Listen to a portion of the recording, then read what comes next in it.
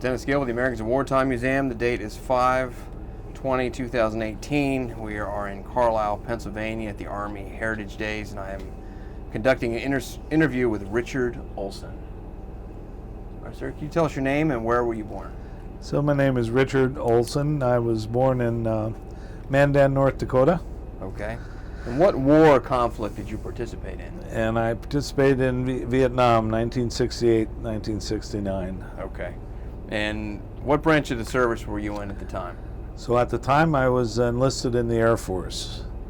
Okay. I had essentially flunked out of college intentionally because I went there to drink beer.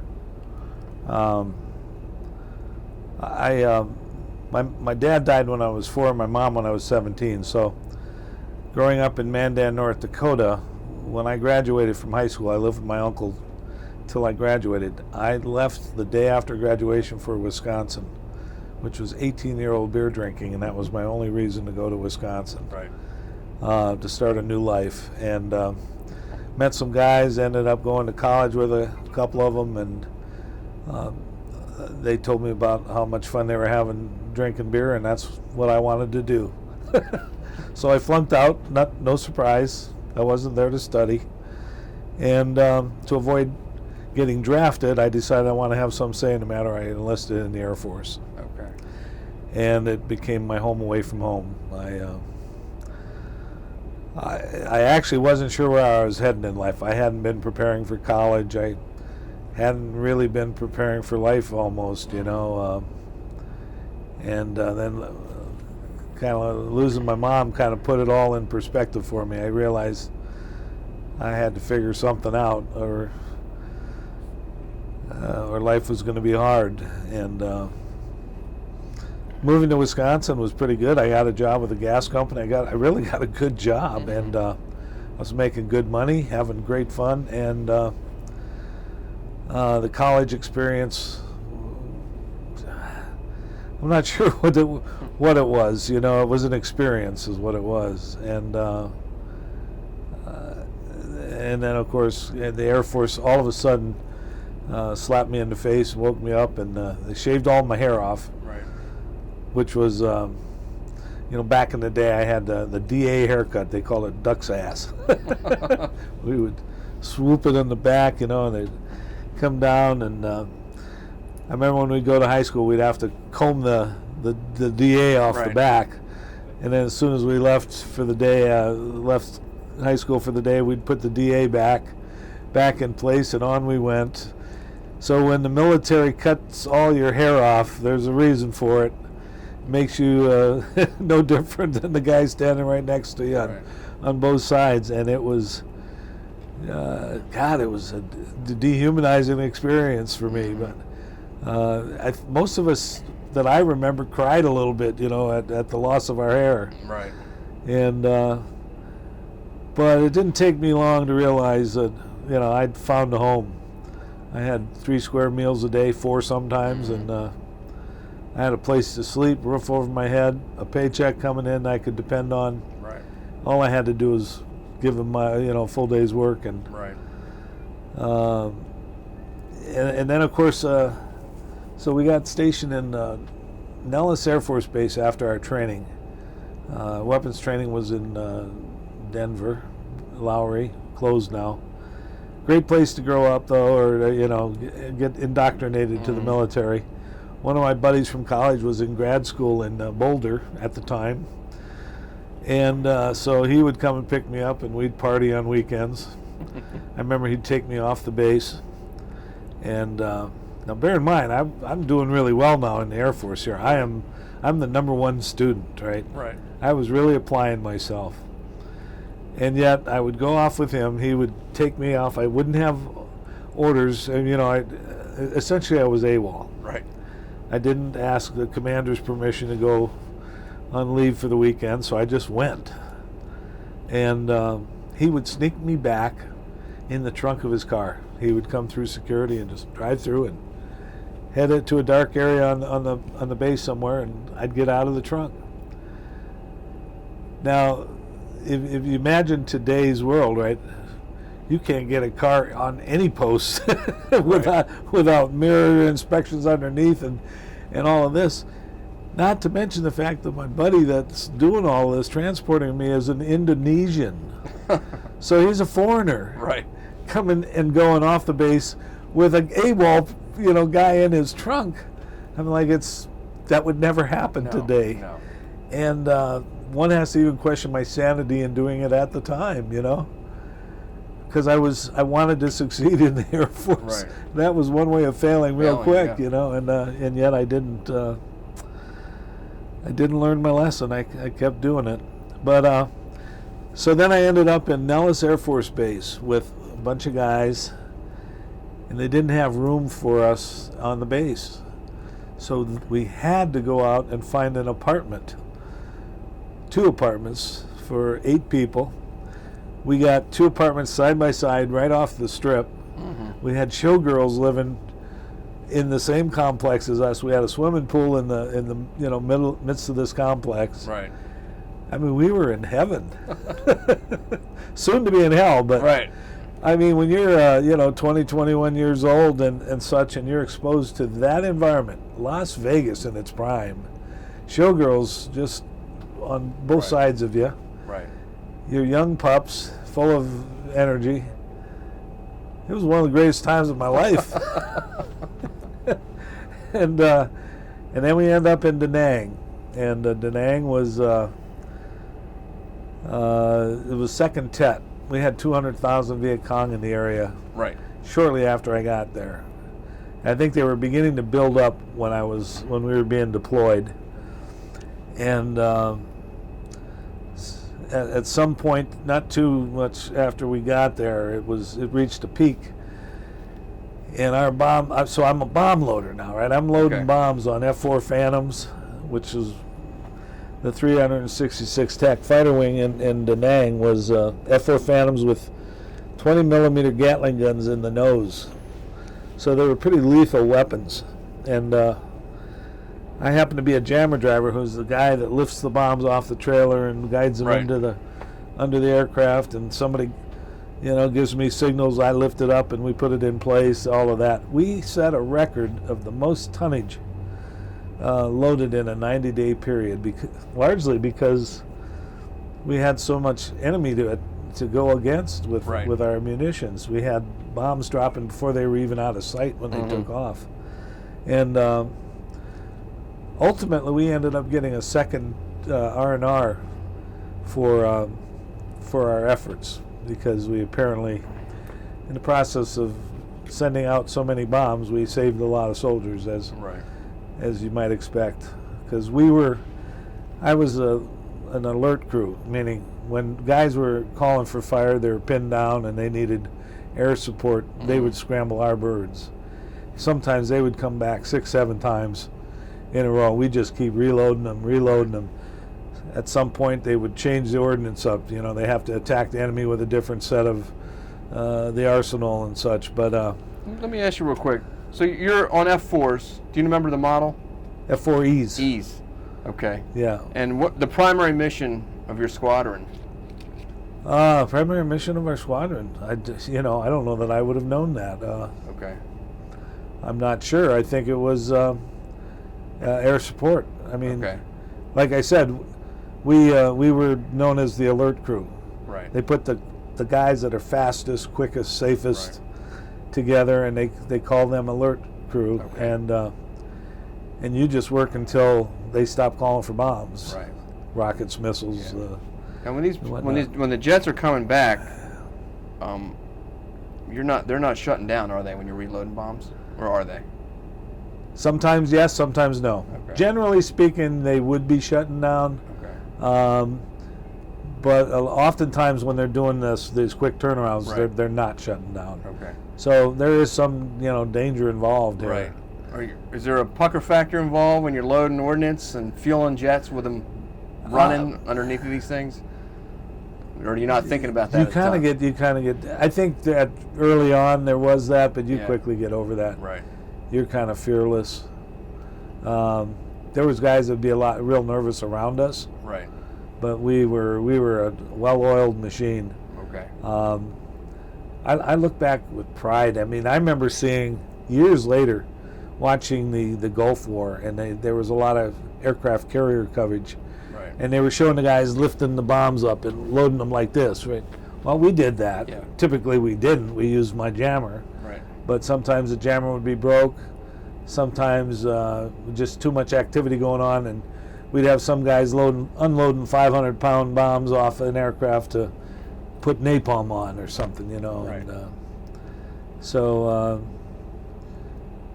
we're real proud of what we did as Yeah. far as how we did it, and the fact that we knew we were saving lives, because it was pretty obvious that, you know, the pilots would talk to you a little bit about what they're engaging and stuff Right. like that, and kind of put a little hustle in your step there, Right. because you could see they were anxious to get back, and they knew they were saving lives, and that they needed to get back Right. before it was too late. And you knew you were helping the war effort out. It was Right. no doubt. Right. So yeah, I don't know what else to tell you other than How long were you there? I was there. So we went together there as a unit. Okay. You know, we were guys coming from Nellis. We went there together. We didn't all end up in the same place, but Right. some of us did. Right. And you're there. I was there one day longer than everybody I went there with, meaning they screwed up my orders. I was there Okay. 366 days. Right. They were there 365, and I was convinced that last night there was a reason for that. Right. That I was being left behind to get taken out. Right. We got Da Nang was known as Rocket City. Mm-hmm. We got rocket attacks. Somebody was keeping track, and out of 365 days of the year, of the calendar year, we had over 320 missile attacks. Wow. At least one a day. Right. And yeah, it was kind of crazy. Nothing like the Army guys faced, you know, in the bushes and some of the close combat missions they went up against, and you know, aside from the rocket attacks, which were scary, Mm-hmm. but you know, we didn't lose guys like guys. I'm a VFW commander. I have a lot of Vietnam veterans in my 600 plus membership, and I know some of these guys have really seen hell. Right. I can't say as I had that opportunity, and I'm thankful for it. Yeah. I sometimes feel guilty that I didn't do enough. Right. That I don't have PTSD. Should I feel guilty about that? I suppose I could. You know, if I thought about the downstream effects of my efforts and my actions, I mean, I'm loading 500-pound bombs. I'm loading napalm. I'm loading 2.75 rockets. I'm loading everything in the Air Force inventory. Right. So if you extend that out, you know, you can start imagining Right. the damage that ensued as a result of our putting those bombs on airplanes and them coming back without them. Yeah. Can you describe for us, if you can recall? I imagine, like everything, when you're over there, everything starts to become routine after a while. But that first time that the rockets are incoming, what's going through your mind at that point? I'm sure you knew in advance it was coming, right? I mean, somebody warned you. You know, we get hit a lot. Well, sometimes we knew we would get hit, right? You knew there was going to be. You very quickly learned, and I think they even told us, say, you can expect an attack tonight. Right. We get one every night. Right. At least one. So sometimes you'll hear the siren go off. As a matter of fact, you even hear an electric motor when it starts turning. Right. You know, you can hear it. Right. There's resistance going on in the apparatus there. Yeah. That you can hear, and you could hear the mechanics of the siren before it ever even started wailing. Yeah. You were hearing the mechanical aspects of it starting to spin up, and Right. and you would dive for cover then. Right. But I don't remember the first time. The first time it happens without the aid of a siren alerting you, it's kind of scary, because it's It's a real thump, Right. It's like steel hitting ground. It's like a 5,000-pound something just hit the ground, and the next thing you know, there's more noise, and the sky lights up, and depending on what gets hit. Like we had a boat in the harbor, a fuel ship went up one night. It scared the hell out of me. I thought it was over because the sky lit up with a big plume of whatever the oil was going up, and I'd never seen anything quite like that, and I just thought, wow, it's too close for comfort. Yeah. And then months later, our bomb dump blew up, and that was we were in Tent City for quite some time. They evacuated us and sent us to Phuket with our F-4 Phantoms to continue our mission. But that bomb dump blew up for, I think, at least a week. Millions and millions of dollars of explosives. We had 2.75 rockets going up like bottle rockets, right? Only 2.75. That's about like this. That's a rocket that we thought it was the best fireworks display we'd ever seen until one of the rockets hit the mess hall behind us, and we said, we better get the hell out of here. Yeah. And we evacuated, but it was a pretty good fireworks display, trust me. And every once in a while I run into some guy, and that's the landmark, right? Well, were you there before or after the bomb dump blew up, Yeah. Anybody that was there during that time frame heard about the bomb dump in Da Nang. What kind of do you have downtime at all? And if you did, what would you do to pass the time? Did we have downtime? Not really. I mean, as I recall, it seems like we did, but I don't recall having I don't recall like having a day off, because what I think, like you're asking, what does a day off look like in Vietnam? Right. So the tempo was pretty high. I mean, it's every day. Yeah. Okay. And whether you're short of staff or not, I don't even think we wanted downtime. I think we wanted. Yeah.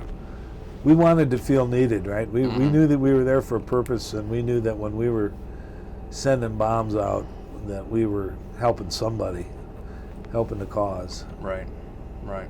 Did you have any family or anything back home that you were able to communicate with, or no. See, now there's letters from, or anything? That's a good question. I remember one night.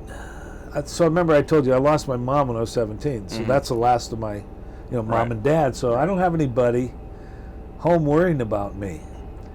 And yet, we used to party with Marines on Marble Mountain. And so I partied with Marines and Army and Air Force. And anybody that had a mother, I don't think I ever met a soldier who didn't, at some point in the discussion with them, their mom didn't come up, right? Right. And they worried about their mom worrying about them. Yeah.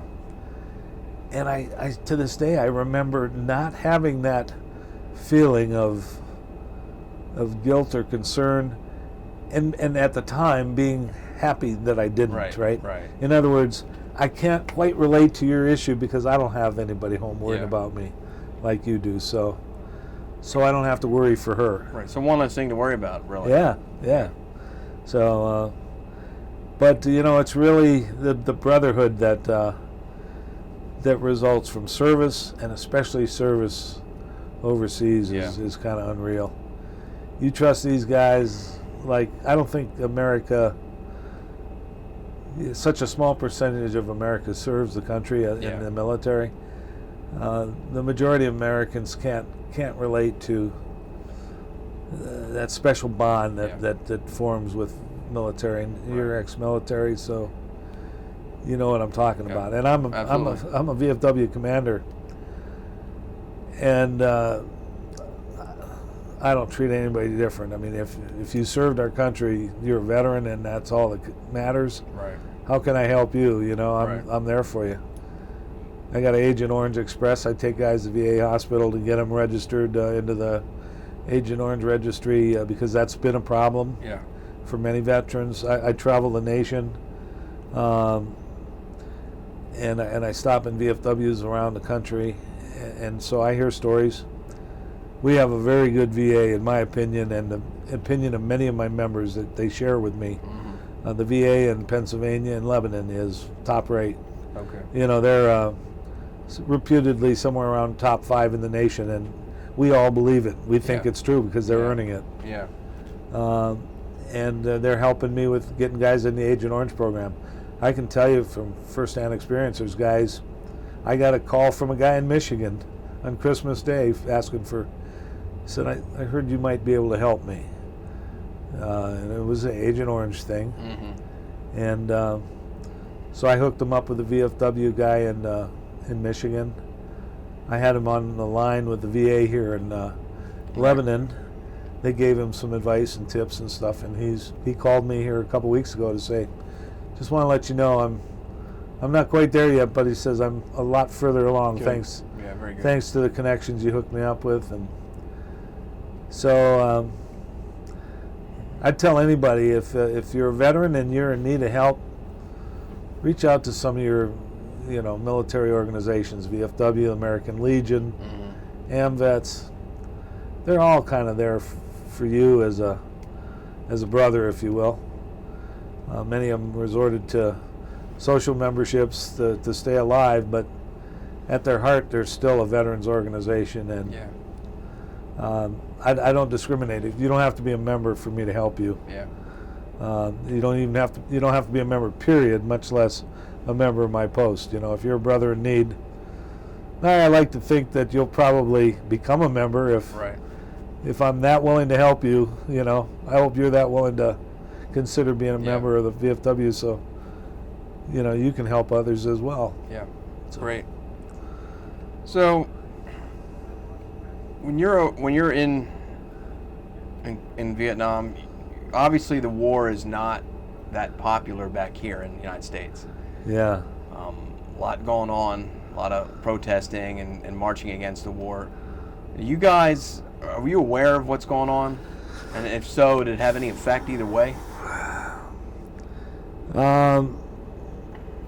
Somewhat aware, but largely unaware.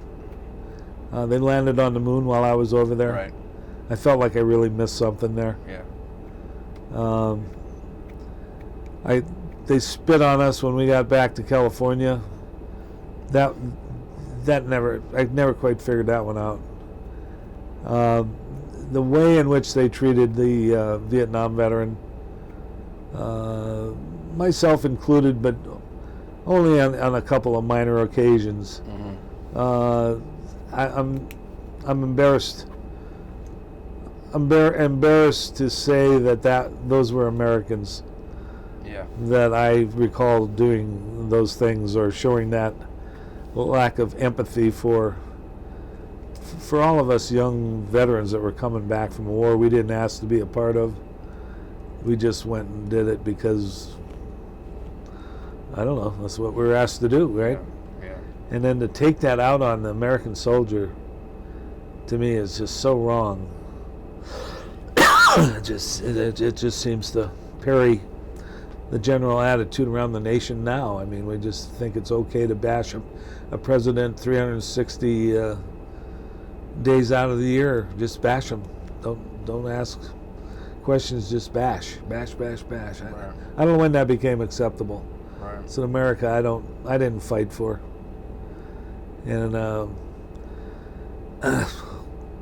yeah, this isn't supposed to be a political thing, but I'm just disappointed in America again. We seem to be going backwards now again. And it took so long to heal the wounds of Vietnam for the American public, and now we seem to be, I mean, hell, if we can't respect our president to any degree, I don't expect a whole lot more respect coming out of the Americans for the American soldiers. Yeah. And I'm sorry to say that, but how could they possibly give a darn about the American soldier when they're attacking us at the very highest level in our nation, yeah. So proud to have served. Do it again if you ask me, and So you when you come back, what do you do? Do you get out of the military, or did you stay in? So I got stationed in Upper Hayford, England. Okay. I get over there. I just made staff sergeant. It's a 1-year tour, or it's a 3-year tour, but they forgot to have me sign my papers, extension papers. So it became a 1-year tour for me. In the process, I bought a brand new 650 Triumph motorcycle over there, and I saved up some money. And I went to my sergeant and I said, "Sergeant, I am in a real dilemma. You want to give me $10,000 or $15,000 to re-enlist? I'm already a staff sergeant. I'm making good rank. Yeah. I'm a night shift supervisor with a very responsible job, the best job I've ever had in my life. I've never had a bad moment in the Air Force, and you want to give me $15,000 to re-enlist?" I said, "But I got that motorcycle out there, and I got this money saved up, and I want to tour Europe on a motorcycle. I know I have up to a year, and then you'll send me home as long as I show up within a year. I don't know what to do." And he said, "I know what I would do if I were in your shoes. I'd hop on that motorcycle and I'd go take off. I'd be back here within 364 days. Yeah. And stepping in my office, I'll give you your stripes back. I'll give you your job back. I just won't be able to give you that $15,000. But you'll have $15,000 plus of memories that you'll thank me for the rest of my life." Right. And so that's what I did. I toured Europe on a motorcycle. I was afraid of going to college because I'd already flunked out. Well, of course I did. I didn't try. Yeah. I toured Europe on this motorcycle, living out of a tent, cooking around campfires all over Europe with college kids. Mm-hmm. I come to the realization I was as good as any of them. If they can succeed in college, it's going to be a cakewalk for me, was my attitude. Yeah. So I decided to go to college and not pursue resume my Air Force career, which I was so happy with. And next thing you know, I end up in grad school, and the Army recruits me, and I go back for another 7. Now on the officer side to be an air defense artillery officer, shooting airplanes down with Hawk missiles. Okay. Yeah. So, and probably the most interesting part of that was I was the last officer advance course to talk to General Omar Bradley. He came to our officer advance course and spoke for about a half an hour. And he was one of the most remarkable men I've ever met in my life. And it was such an honor and privilege to observe him, hear his stories. And while I was in the advanced course, I got handpicked for a special assignment at the Directorate of Combat Development for a congressional budget for Congress. I met a bunch of colonels over at Directorate, and one of them said, "Hey, I hear you're a Hawk missile officer. You were a battery commander in Germany." He says, "I have a slot for a major." He said, "If you'll take it, Captain," he said, "I'd love to have you." And I took it. I was responsible for the product improvement program for Hawk missiles, multi-million-dollar contract that the colonel then went on to tell me. He says, "Oh, by the way," he said, "General Bradley hasn't officially retired. He still likes to keep his fingers in all the pies. You have to brief his office quarterly on your project, on your program." And so I had to go to General Omar Bradley's office quarterly. Now, he died shortly thereafter, but I had the privilege of having to report to his office. Wow. Now, he was never there when I went, Yeah. but that didn't matter. I was going to General Bradley's office to brief General Bradley, Right. and I happened to be talking to a full-bird colonel who was his aide and his staff anyway, and I said, "Colonel, this is such an honor for me. My age, to even to have anything to do with General Bradley is just, I can't even put it into words." He left the office, came back, and gave me a big autographed picture of Bradley Wow. to take home with me. I still have it to this day, and it's, I really cherish it. So I thought that was pretty cool. Yeah. But when we would do Officer of the Day for Fort Bliss, you'd sign up, you're signing for the post for the night, Right. and they point you to 2 books or 3 books. Here's a set of procedures to follow if General Bradley dies in Europe. Here's the procedures to follow if General Bradley dies in the continental United States. And there was a third scenario, and I don't remember what it was. But all of us officers during advanced course would have to pull our officer of the day, Right. and then beyond. Yeah. And you lived in fear that you were going to be on duty the night that General Bradley died. Well, one of my buddies was on duty the night General Bradley died, and he said it was the worst night of his life.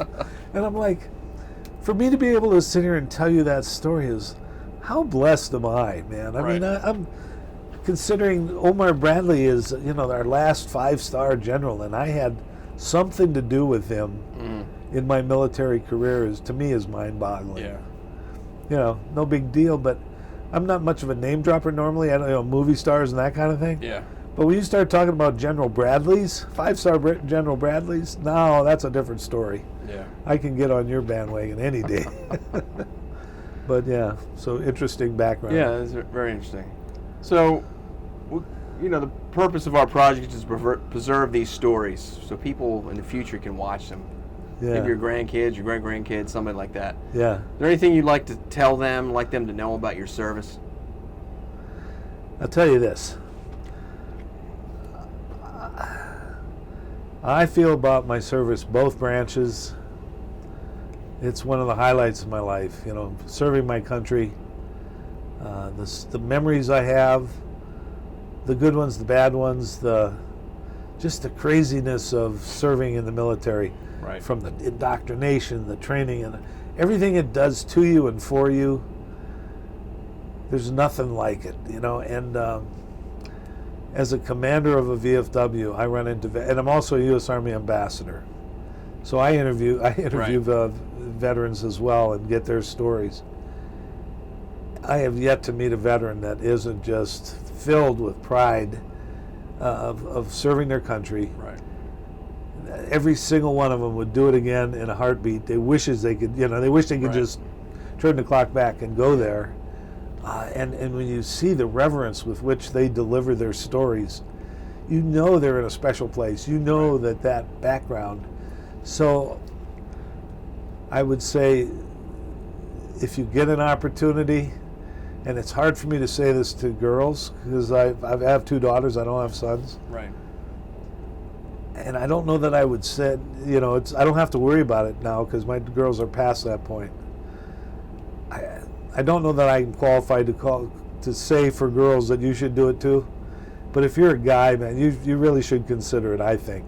Right. I like to say it holds true for women, but I don't want to have some woman say, what the heck was he talking about? It's the worst decision I ever made. I don't know. Yeah.